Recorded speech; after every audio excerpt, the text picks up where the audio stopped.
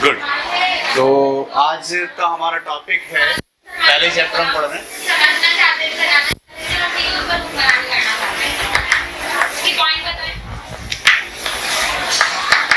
Scientific method.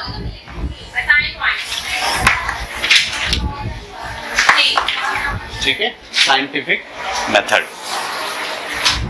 तो आपको ये बात समझनी चाहिए कि दो किस्म के एटीट्यूड होते हैं, ठीक है, दो किस्म की अप्रोच होती है। जब आप सोचते हैं, गौर करते हैं और दुनिया को डील करते हैं, टैकल करते हैं, तो आपके पास दो किस्म की अप्रोच होती है। एक कहलाती है साइंटिफिक अप्रोच और एक कहलाती है नॉन साइंटिफिक अप्रोच। ठीक है, ये साइंसी तरीक़ाकार सोचने का, काम करने का, और एक गैर साइंसी तरीक़ाकार काम करने का। ठीक है, तो साइंसी तरीक़ेकार पर हम बात करेंगे। ये जो हमने लिखा है साइंटिफिक मेथड, इस पर हम बात करेंगे। केमिस्ट्री के अंदर आप दरअसल साइंटिफिक मेथड अप्लाई करते हैं या साइंसी सोच में रहते हुए काम करते हैं। इसमें नॉन साइंटिफिक एटीट्यूड या नॉन साइंटिफिक मेथड इख्तियार नहीं करते। तो हम किस एटीट्यूड को साइंटिफिक कहेंगे और किसको गैर साइंसी कहेंगे, ये अब हम समझने जा रहे हैं। ये 5 बातें जिसमें हों, जो मैं 5 बातें लिखने जा रहा हूँ, जिस सोच में, जिस काम में, जिस प्रोसेस में ये 5 बातें होंगी, हम बोलेंगे कि ये प्रोसेस साइंसी प्रोसेस है। जिसमें ये 5 बातें नहीं होंगी, ये 5 में से कोई एक नहीं होगा, हम बोलेंगे ये क्या है, ये नॉन साइंटिफिक एटीट्यूड, ये नॉन साइंटिफिक मेथड है। समझ में आ गई बात? उसमें से पहली जो चीज़ है वो है ऑब्जर्वेशन।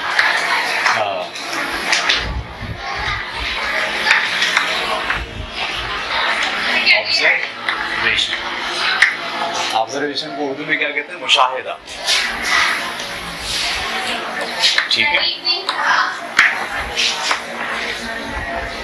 ठीक है, किसी चीज को देखना, देख के उसे समझना, इसे कहते हैं मुशाहिदा।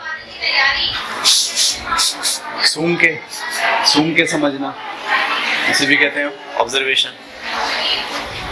ठीक है, देखना, सूंघना, चखना, सुनना और महसूस करना, जिल्द से हम महसूस करते हैं। ये 5 ज़राए हैं जिसके ज़रिए इस दुनिया की नॉलेज हमारे जहन में जाती है। ये दुनिया की नॉलेज हमारे जहन में इन 5 रास्तों से जाएगी। या तो देख के जाएगी आँख से, या सुन के, या सूंघ के, या चख के, या महसूस करके। ठीक है, एक आदमी के पास ये 5 चीज ना हो, ना वो देख सकता हो, ना वो सुन सकता हो, ना वो सूंघ सकता हो, ना वो महसूस कर सकता हो, ना वो सुन सकता हो। अब आप उसको ये बताना चाहते हो कि ये चौक है, कैसे बताओ? चौक तो है, ये नॉलेज, ये कि ये चौक है, ये आपको उसे देनी है। उसे दिखा सकते हो? नहीं। उसे सूंघा सकते हो? उसे पकड़वा के महसूस करवा सकते हो? महसूस करने की एबिलिटी भी नहीं है। लिखूं तो आवाज़ आए, तो आवाज़ से शायद समझ जाए कि चौक से लिखा जा रहा है, वो भी इसको नहीं सुनने की। आपके पास इस पूरी कायनात को समझने के लिए, अंडरस्टैंड करने के लिए जो बुनियादी तौर पर आपके 5 ज़राए हैं, वो ये हैं: देखना, सूंघना, चखना, महसूस करना और सुनना। सारा इल्म इन्हीं ज़राए के ज़रिए से जा रहा होता है। तो जब आप बाहर की किसी दुनिया को समझने के लिए या तो उसे देखते हैं, या उसे सुनते हैं, या उसे चखते हैं, या उसे महसूस करते हैं, या उसे सुनते हैं, सूंघते हैं, तो ये जो प्रोसेस होता है इसे आप क्या कहते हैं? ऑब्जर्वेशन। हम ऑब्जर्वेशन कर रहे हैं। समझ में आ रही बात आपको? जब हम यहाँ अगर बैठे हुए और गली के अंदर एक गोले घंटे वाला जा रहा हो, वो बजाते हुए टन टन टन टन टन टन, तो अगरचे कि हमने उसे देखा नहीं होगा, लेकिन हम उसे सुन के समझ जाएंगे कि भाई ये कोई गोले घंटे वाला जा रहा है। तो पहला जो आपका साबका पड़ता है साइंसी मेथड में, वो होता है ऑब्जर्वेशन का। यानी किसी चीज को जब आप समझना शुरू करते हैं तो उसके लिए सबसे पहला प्रोसेस आप क्या लगाते हैं? ऑब्जर्वेशन। अच्छा, इस ऑब्जर्वेशन के अंदर मैंने कहा देखना, तो देखने के लिए आप अपनी आंख भी इस्तेमाल करते हैं। बहुत छोटी चीज देखना हो तो माइक्रोस्कोप से मदद ले लेते हैं, बहुत दूर की चीज देखनी हो तो दूरबीन से मदद ले लेते हैं। समझ में आ रही बात आपको? है ये देखना ही, लेकिन देखने के लिए सिर्फ आंखें जरूरी नहीं है। बाज देखना आंखों से नहीं हो सकता, आप सेल नहीं देख सकते आंख से, ठीक है? आप छोटे छोटे जो जर्म्स हैं, जरासीम हैं, वो नहीं देख सकते आंख से। उसके लिए आपको क्या इस्तेमाल करना पड़ता है? माइक्रोस्कोप। तो हर ऑब्जर्वेशन के लिए आप अपने जो आलात हैं उस पर भी भरोसा करते हैं, और अगर वो आलात काम नहीं कर रहे हो या वो उतने सेंसिटिव ना हो तो फिर आप जो टेक्निकल आलात बने हुए उनका इस्तेमाल कर लेते हो। जैसे आपकी जिल्द महसूस नहीं कर पा रही कि कितनी गर्मी है कितनी सर्दी है, तो आप थर्मामीटर ले आते हो, उससे पता चला लेते हो कि कितनी गर्मी है कितनी सर्दी है। सही है? सूंघने की एबिलिटी आपकी कम है तो सूंघने के लिए भी कोई आले बनाए जा सकते हैं, ठीक है? देखने के लिए आले बनाए लिए जाते हैं। तो इन सब के जरिए आप क्या कर रहे होते हैं? ऑब्जर्वेशन। ये बात आपको समझ आ गई? ऑब्जर्वेशन के बाद दूसरी जो चीज है वो है हाइपोथेसिस। हाइपोथेसिस, हाइपोथेसिस का मतलब होता है, उसमें हम इसे कहते हैं मफरूजा।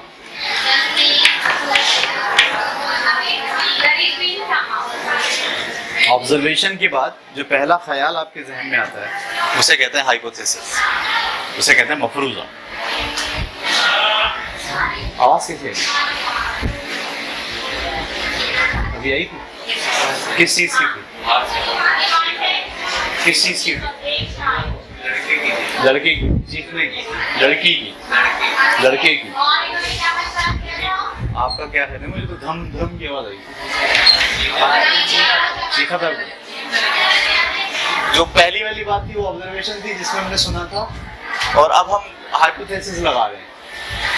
मैं कह रहा हूँ कि कोई धमधम की आवाज थी, आप क्या कह रहे हो? चीखने की आवाज थी। लड़का था या लड़की थी ये तो नहीं अंदाजा, कोई कह सकता नहीं। बारीक चीख थी तो लड़की होगी, मोटी चीख थी तो नहीं लड़का हो सकता है। तो ये जो आप ऑब्जर्वेशन के फौरन बाद जो पहला ख्याल आपके जहन में आता है उस ख्याल को आप क्या कहते हैं? हाइपोथेसिस। समझ में आ रही बात आपको? और सब क्या आता है जब भी आप कोई ऑब्जर्वेशन करोगे? सही, मिसाल के तौर मैं आपसे बोलूँ ये क्या है, तो आप ऑब्जर्वेशन कर रहे हो, पहले आपका ख्याल है ये क्या है? बह रहे हैं, आपका ख्याल है क्या है? सांप गया यहाँ से तो लकीर बन गई है, आपके ख्याल में क्या है? लाइन है, आपके ख्याल में लाइन सीधी होती, सीधी का है, टेढ़ी मेढ़ी लाइन है जी, लाइन है। आपका क्या ख्याल? पहाड़ है। आप देख रहे हैं ऑब्जर्वेशन सबने की है, एक ही चीज है सबके लिए, लेकिन इनके जहन में उसका ख्याल कुछ और है, उनके जहन में इसका ख्याल कुछ है, उनके जहन में इसका ख्याल कुछ और है। इसको क्या कहते हैं? हाइपोथेसिस, मफरूजा। यानी मुशाहिदा करने के फौरन बाद जो पहला ख्याल हमारे जहन में आता है उस पहले ख्याल को आप क्या कहते हैं? मफरूजा। ये बात सुना गई आपको? सही भी हो सकता है वो और गलत भी हो सकता है। मफरूजा सही भी हो सकता है और मफरूजा, जैसे यहाँ से कोई टन टन टन टन टन की आवाज आने लगे हमें, सही, तो कुछ बच्चे बोलेंगे भाई कुल्फी वाला जा रहा है, कुछ बच्चे बोलेंगे नहीं कुल्फी वाला नहीं है गोले गंडे वाला है, कुछ बच्चे बोलेंगे नहीं आजकल भूसी तोड़े वाले भी नीचे अपने ठेले के वो लगा लेते हैं टन टन टन, ऐसे ही। कुछ बच्चे बोलेंगे नहीं आजकल वो जो चने भूनने वाला आता है उसने भी अपनी गाड़ी में टन टन। आवाज एक ही है, मुशाहिदा एक ही है, लेकिन मुख्तलिफ जहनों में उसके बारे में मफरूज़े मुख्तलिफ हैं, हाइपोथेसिस अलग अलग है। तो अगर मैं आपसे कहूँ हाइपोथेसिस क्या होता है तो आप क्या कहेंगे? ऑब्जर्वेशन के फौरन बाद जो पहला ख्याल इंसानी जहन में आता है उसे हम क्या कहते हैं? हाइपोथेसिस। वो सही भी हो सकता है, उसको सही या गलत साबित करने के लिए तीसरा प्रोसेस होता है जिसे हम कहते हैं एक्सपेरिमेंट। क्या कहते हैं? एक्सपेरिमेंट।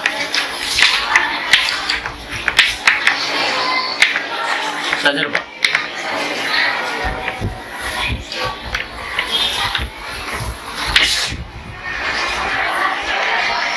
क्या बोलते हैं? तजुर्बा।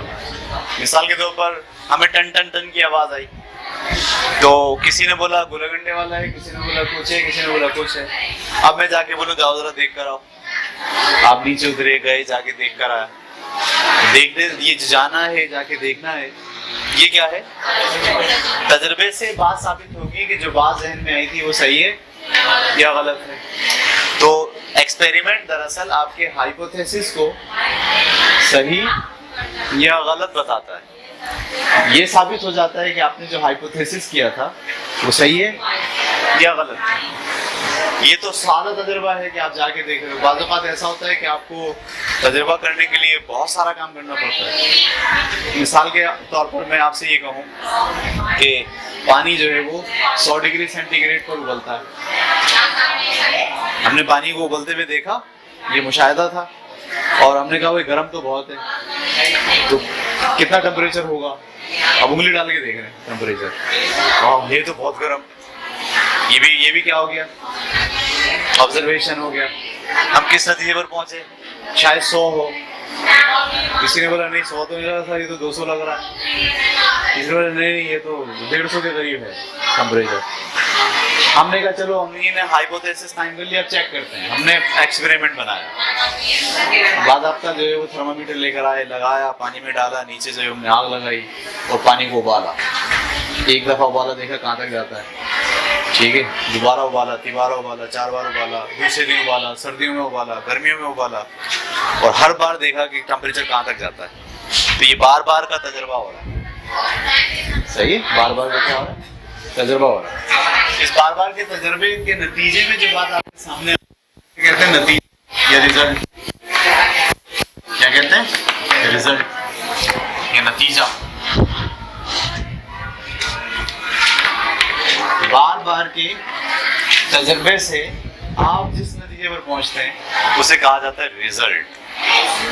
जैसे हमने जब उस पानी को गरम करा, टेम्परेचर बढ़ा, पता चला कभी वो 100 पे उबलता है, कभी वो 99 पे उबलता है, कभी वो 101 पे उबलता है, कभी वो जो है वो 99 पे उबलता है। बहुत सारे तजुर्बात के बाद हम एक नतीजे पर पहुंच गए कि लगभग 100 डिग्री सेंटीग्रेड पर पानी उबल जाता है। ये क्या आ गया? आप नतीजा आ गया। ये बात आपकी सुना दी? तो बार बार के तजुर्बे से आप जिस नतीजे पर पहुंचते हैं उसे आप क्या कहते हैं?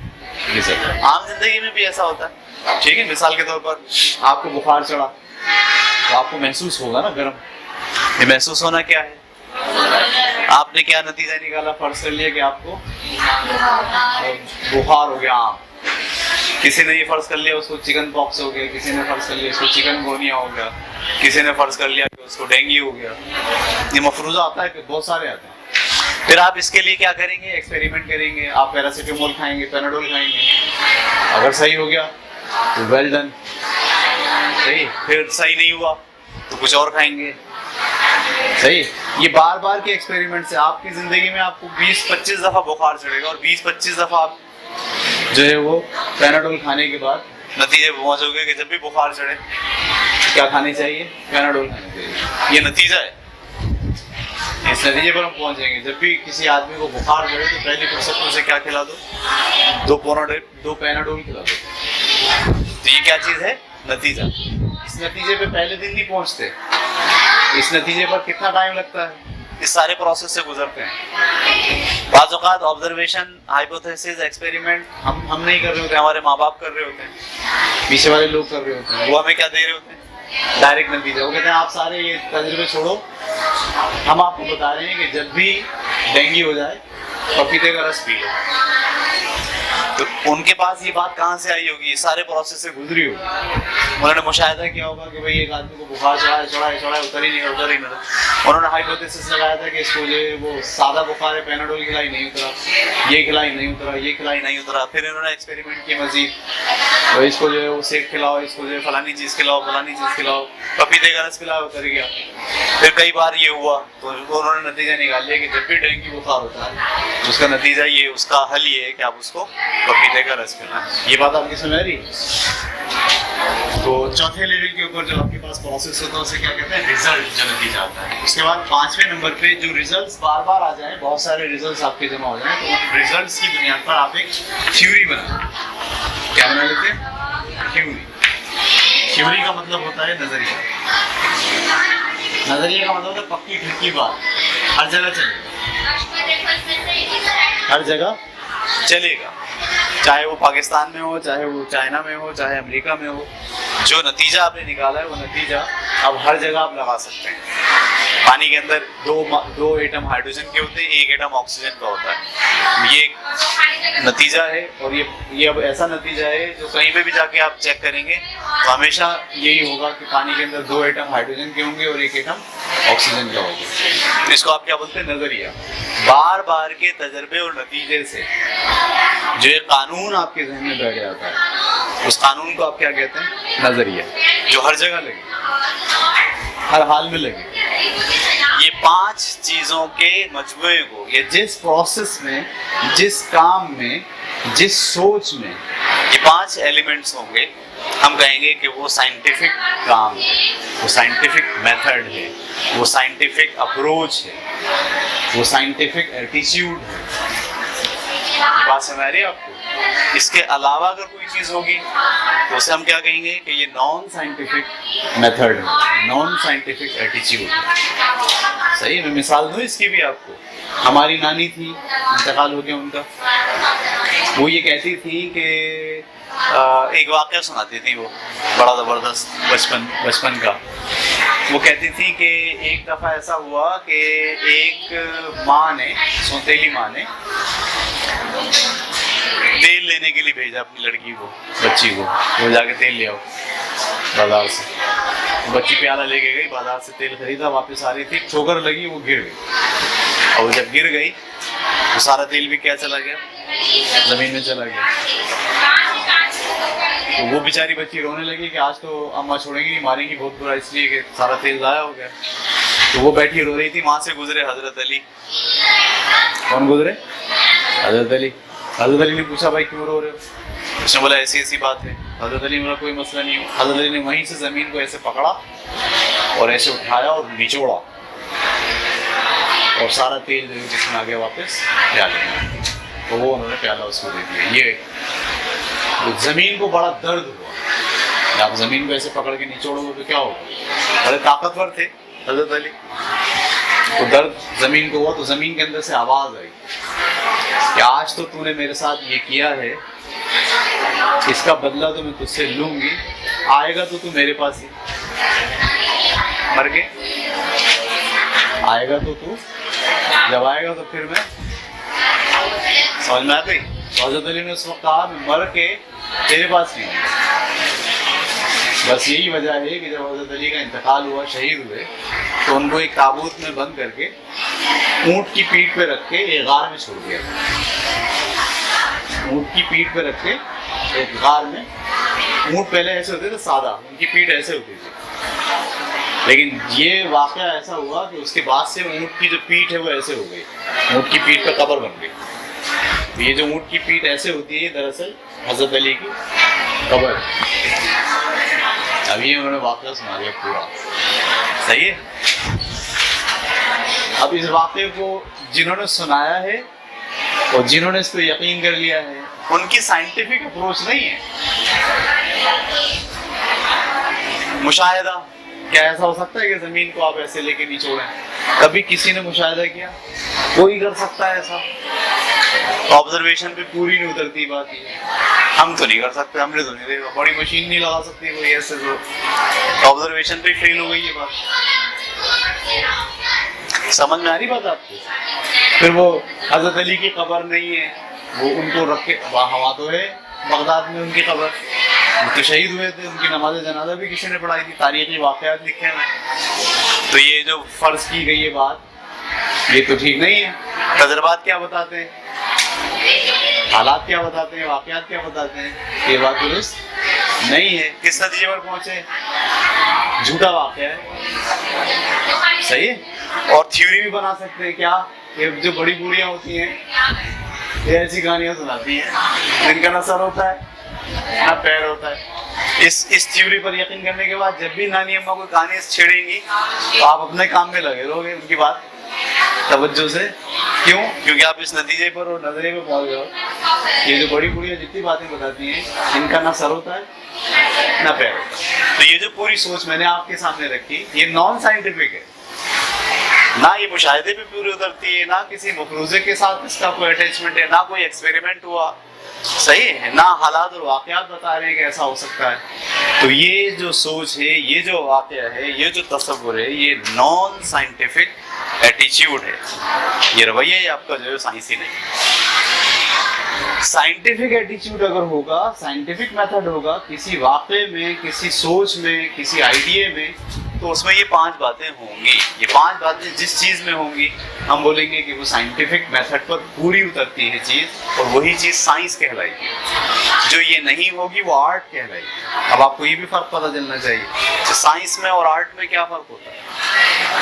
साइंस हर वो चीज़ जिसमें ये 5 स्टेप्स होंगे, जिसमें ये 5 बातें होंगी, सिर्फ वही चीज़ साइंस होगी। जिसमें ये 5 बातें नहीं होंगी वो चीज़ साइंस नहीं होगी। हम बोलते हैं नीचे वाले कमरे में जिन है, बोलते हैं ना नीचे वाले कमरे में क्या है, जिन है। अब आप जाओ, डर भी लगेगा आपको, हाँ ऐसा भी होगा सब कुछ, लेकिन ये आपका जो सारा सोच का जो दायरा है ये नॉन साइंटिफिक है, क्योंकि ऑब्जर्वेशन किया कभी किसी ने जिन को ना देखा, ना सुना, ना सूंघा, ना चखा, ना महसूस किया, ना किसी दूरबीन से देखा, ना खुर्दबीन से देखा, किसी चीज से नहीं देखा। जिससे पूछो आपने देखा, हमने सुना है, आपने देखा है, हमने सुना है, आपने देखा, हमने सुना है। ऑब्जर्वेशन भी ये बात पूरी नहीं होती, ये बात सुना रही है। लिहाजा ये जो वाकया, ये जो सोच आपके पास डेवलप हुई है, खौफ, डर, ख्वाब, खुशी, गम, गुस्सा, इससे मुतल्लिक़ जितनी चीज़ें हैं ये नॉन साइंटिफिक है, ठीक है। और जो मटेरियल आपको नज़र आ रहा है, जिसका मुशाहिदा किया जा सकता है, जिसके लिए मफरूज़े कायम किए जा सकते हैं, जिनको सही या गलत साबित करने के लिए एक्सपेरिमेंट किए जा सकते हैं, नताइज निकाले जाते हैं, ये सारा जो रवैया है, ये सारा जो मेथड है, इसे क्या कहते हैं, साइंटिफिक मेथड कहते हैं। ये बात आपको समझ में आ गई? मेरा ख्याल बहुत अच्छी तरीके से समझ में आ जानी चाहिए कि साइंस क्या होती है और आर्ट्स क्या होती है। केमिस्ट्री आपकी जो है वो पूरी की पूरी साइंस है, क्योंकि जब आप केमिस्ट्री पढ़ेंगे उसमें ये सब बातें होंगी। वो शुरू मुशाहिदे से होगी, वो आगे बढ़ेगी, मफरूज़े तक पहुंचेगी, मफरूज़े को सही या गलत साबित करने के लिए तजर्बात पर जोर देगी, तजर्बात से नताइज निकलेंगे, नताइज थ्योरीज में कन्वर्ट होंगे, वो थ्योरीज आपके सामने किताबों में पेश किए जाएंगे। इस पूरे प्रोसेस से गुजरती है केमिस्ट्री। केमिस्ट्री भी इससे गुजरती है, बायोलॉजी भी इससे गुजरती है, फिजिक्स में भी यही मेथड आप इख्तियार करते हैं, ठीक है। जितने भी साइंसी उलूम हैं उन सारे उलूम के अंदर ये 5 बातें लाजमी एलिमेंट के तौर पर मौजूद होती हैं। नाम मुख्तलिफ हो सकते हैं, कहीं कुछ, लेकिन ये 5 स्टेप्स जो है वो किसी भी साइंसी इल्म का खासा होता है। इससे हटकर वो इल्म साइंसी नहीं होगा। अगर इससे हटा हुआ है तो फिर क्या होगा, फिर वो साइंसी इल्म नहीं होगा, वो फिर आप कहेंगे वो आर्ट्स है, फ़नून है, फ़नून लतीफ़ा है, सही। शायरी है, जैसे शायरी में मुशाहदात होते हैं, उसका बयान होता है, बस ना तजर्बा, वो बयान सही है या मुशाहदा सही है या मुशाहदा सही नहीं है। भाई एक आदमी ने एक बात महसूस की, वो कुछ कह रहा है, दूसरा आदमी बोलेगा आप सही थोड़ी कह रहे हो। एक ही चीज़ के बारे में 10 राय होंगी, एक ही चीज़ के बारे में। तो मिसाल के तौर पर हुस्न, मैं अगर आपसे बोलूँ हुस्न का क्या मतलब होता है, तो अभी देखो 10 मुख्तलिफ बातें आ जाएंगी। कोई बोलेगा जो चीज़ आंखों को अच्छी लगती है उसे हुस्न कहते हैं, बोलेगा नहीं जो आंखों चीज़ में हुस्न नहीं होता, देखने वाले की नज़र में हुस्न होता है। मैं बोलूँगा क्या देखने वाले की नज़र में हुस्न होता है? आप बोलोगे नहीं चीज़ें हसीन होती हैं। फिर मैं कहूँगा अच्छा वो जो अफ्रीका की काली काली औरतें होती हैं उनके भी तो लोग आशिक हो जाते हैं, कैसे होते हैं? तो आप बोलोगे हाँ बात तो सही है। फिर आप बोलोगे नहीं देखने वाले की निगाह में क्या होता है, हुस्न होता है। तो हुस्न के बारे में फैसला कर नहीं पाएंगे, आप कुछ बोलोगे, मैं कुछ बोलूँगा, वो कुछ बोलेगा, वो कुछ बोलेगा। साइंस में ऐसा नहीं होता। साइंस में जब आप कोई मफरूज़ा कायम करते हो तो फिर आपको उसका क्या उसको साबित करना पड़ता है, किससे? जो बात तजर्बे से साबित हो जाती है उसका नतीजा निकल आता है, और नतीजे से जब नजरिए में कन्वर्ट होती है तो फिर अब मुमकिन ही नहीं है कि दुनिया के किसी खित्ते में आप उसके अगेंस्ट बात कर सकते, मुमकिन दो बात हो ही नहीं सकती है। अब एक बात हो गई, पक्की हो गई, डन हो गई। साइंस का ये खासा है कि वो जो बात कहता है वो नजरियात जो बनाता है वो तजर्बे की बुनियाद पर बनाता है और उसको झुटलाया नहीं जा सकता, उसे रद्द करना मुमकिन नहीं होता। जबकि नॉन साइंटिफिक जो नतीजे आते हैं उसमें एक ही बात के बारे में 10 राय हो सकती है। कोई बोले जमहूरियत बहुत अच्छी चीज है, कोई बोले नहीं जमहूरियत अच्छी चीज नहीं है, इस्लामी निज़ाम अच्छा है होना चाहिए, कोई बोला नहीं इस्लामी निज़ाम नहीं खिलाफत होनी चाहिए, कोई बोला खिलाफत नहीं होनी चाहिए, फौजी निज़ाम बहुत अच्छा होता है, डंडे से चलती है कौम। देखा ना, ये सारी जो आराएं हैं, ये सारी जो बातें हैं साइंटिफिक नहीं है। किसी एक तर्ज़े हुकूमत को ऑब्जर्वेशन, हाइपोथेसिस, एक्सपेरिमेंट, रिजल्ट से नहीं गुजारा। हमारी बात, अगर आप किसी सियासी सिस्टम को भी इससे गुजार डालें और नतीजे निकाल डालें और वो नतीजे वो हो जो आप कभी भी जिंदगी में झुटलाए नहीं जा सकते हो, तो अब आप बोलेंगे कि ये क्या है, साइंस है, ये साइंस हो गया, साइंटिफिक एटीट्यूड हो गया। तो आप जब साइंस पढ़ रहे हैं, केमिस्ट्री पढ़ रहे हैं और बायोलॉजी पढ़ रहे हैं और अगले साल आके आप फिजिक्स पढ़ोगे, तो आपको याद रखना है कि आपको अपना एटीट्यूड साइंटिफिक रखना है और अपने आप को कन्वर्ट करना है नॉन साइंटिफिक एटीट्यूड से साइंटिफिक एटीट्यूड की तरफ। आपके ऑब्जर्वेशन बहुत स्ट्रांग हो, क्योंकि ऑब्जर्वेशन ही स्ट्रांग अगर नहीं है तो यहाँ तक नहीं पहुंचोगे आप, याद रखें आप। सही है, ऑब्जर्वेशन आपकी बहुत अच्छी हो, बहुत मुशाहिदा बहुत ताकतवर हो। मैं ये नहीं कह रहा कि आपकी आंखें बहुत तेज हो, नहीं, आप जल्दी महसूस कर लेते हो चीज। बारिश हो रही है, सब लोग बारिश में नहा रहे होते हैं, नहीं, जो साइंटिफिक एटीट्यूड रखता है, बारिश उसके लिए एक अजूबा होती है। वो बोलता है ये पानी कहाँ से आ रहा है, ये क्या हो रहा है, ये क्या चीज है। यानी उसकी जो फीलिंग्स होती हैं वो स्ट्रांग होती हैं इस बारे में। दूसरों की तरह पानी में नहाना शुरू करके खुश होकर के नहीं रह जाता, बल्कि वो उसे महसूस होती है चीज। रात को जब हम सोते हैं तो हमारी हम फर्ज करें अगर यहाँ आप दिन में हैं तो रात को आप यूं होते हैं,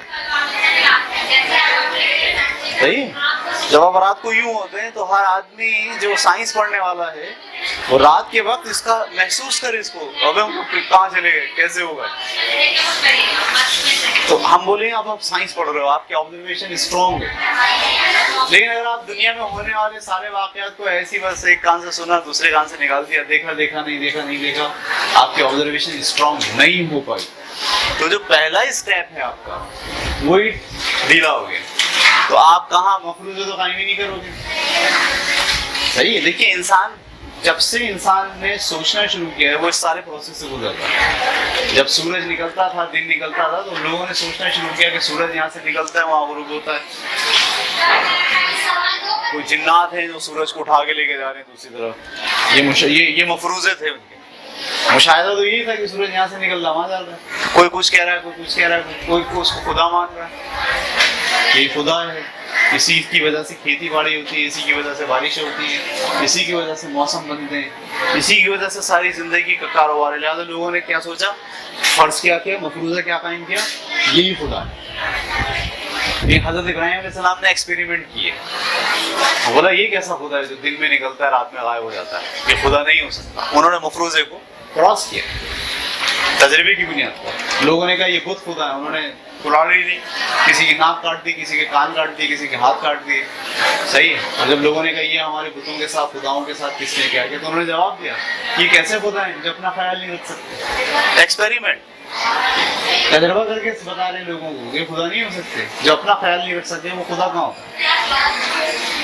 ठीक है, तो इंसानी सोच इस प्रोसेस से गुजरती है, आपको भी इस प्रोसेस से गुजरना है, अपने जहन को इस ढप पर लेकर आना है कि आप जिंदगी के अंदर जब कुछ काम करने जाएं, किसी प्रोसेस से गुजरें, तो आपके पास ये 5 बातें मौजूद होनी चाहिए, भले इनके नाम ना हो लेकिन आइडियाज में हो। तो हम बोलेंगे कि आपका जो एटीट्यूड है, आपका जो रवैया है, आपकी जो सोच है वो साइंसी है। और अगर ये नहीं होगा आपके अंदर, आप देवमालाई कहानियों पे यकीन कर लोगे, आप बोलोगे ये जो समंदर है इसमें परियां उतरती हैं, है ना, वहाँ जाते हैं झील सैफुल मलूक, वहाँ जाके लोग कहते हैं यहाँ तो ऊपर से परिस्तान से परियां उतरती हैं, शहजादा उतरता है, आप बैठे हो इंतजार में कि कब परियां उतरेंगी। तो अब सारी जिंदगी लोग बैठे रहे दूरबीनें लगा के, कैमरे लगा के, आज तक ना उनको कोई परी दिखी ना कोई शहजादा दिखा। अगर आप साइंटिफिक एटीट्यूड रखोगे तो आप ऐसा नहीं करोगे। अगर रात भर बैठे रहोगे, आप बोलोगे भाई साहब ये आज तक जमाना हो गया, किसी ने इसका एक्सपेरिमेंट, किसी ने इसका ऑब्जर्वेशन नहीं किया, ये सिर्फ हाइपोथेसिस है बगैर किसी ऑब्जर्वेशन। बाज़ औक़ात ऐसा होता है ऑब्जर्वेशन के बगैर हाइपोथेसिस हो जाता है। बाज़ औक़ात तो ऐसा होता है ना, आपको कुत्ते से डर लगता है, आप किसी अंधेरे वाली गली में जा रहे हो, कुछ भी नहीं है, लेकिन आपको दिख क्या रहा है? कुत्ता, पूरा कुत्ता है नहीं, हालांकि नहीं दिख रहा। तो बुनियादी तौर पर आपका जो हाइपोथेसिस है बहुत स्ट्रॉन्ग हो गया, वो ऑब्जर्वेशन पर गालिब आ गया। थैली है सिर्फ प्लास्टिक की जो हिल रही है, बकरा खड़ा है, बकरा यहाँ पर ऑब्जर्वेशन तो है, लेकिन मफरूजा क्या है? कुत्ता इतना ऊंचा। अब बेचारा डर के मारे गए। अब एक्सपेरिमेंट जब आप बार बार जा रहे हैं उस गली से, एक्सपेरिमेंट कर रहे हैं, तब आपको नहीं यार यहाँ तो क्या होता है, ये नतीजा वैसे। और नजरिया क्या बना भाई, इस गली के अंदर बकरे खड़े होते हैं, अपने बच्चों को बता रहे इस गली से गुजरते हुए डरने की जरूरत नहीं, यहाँ बकरे होते हैं। ये प्रोसेस है, ठीक है। इस प्रोसेस को हम कहते हैं साइंटिफिक मेथड, ये साइंटिफिक एटीट्यूड।